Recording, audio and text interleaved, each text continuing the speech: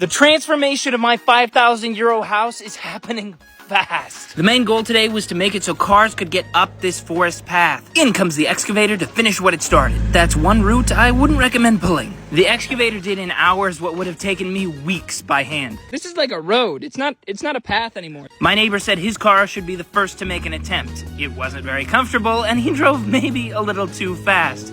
But it's better than walking. Okay, of course it made it, but now it's time for a regular car.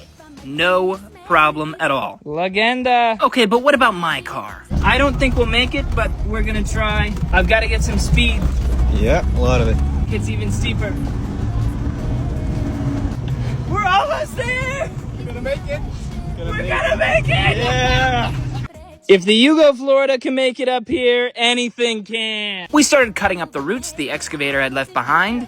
We had 2 new volunteers I had never seen before, so up to the hill they went to cut roots. And then a tractor that never would have made it up the path yesterday came up with 2 strangers. We were trying to draw up some plans for the new additions that were going to be built when a car came driving up the path. It was carrying an architect. Hey. We started taking measurements of everything. It turns out all of these guys are skilled laborers in one way or another. I asked the architect if I could use his sketch, but then that night he gave me something better. Man, this guy is fast. Now it seemed like everybody wanted to try and drive up here. Too many vehicles. I don't know how everybody is gonna get down. It was a successful day of planning, but the next morning it was time for action. We were going to take the tractor into town to buy supplies.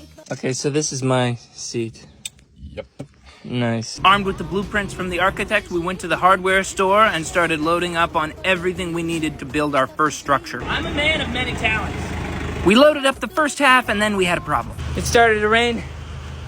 We got the bags out before they got too wet.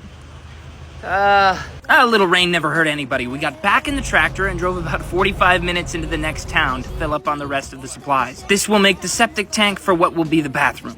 When we got back to the village, I was invited in for a nice homemade lunch. Then we had to go get the last of the parts in the car, and we were all set for construction to begin. Now I have everything I need, but the rain won't stop. We can't do any work. I had to walk back up the muddy trail empty-handed. Luckily, the neighbors gave me these nice boots. No way any vehicle could make it up in this kind of weather. Tomorrow, construction begins. Follow this page to see what happens.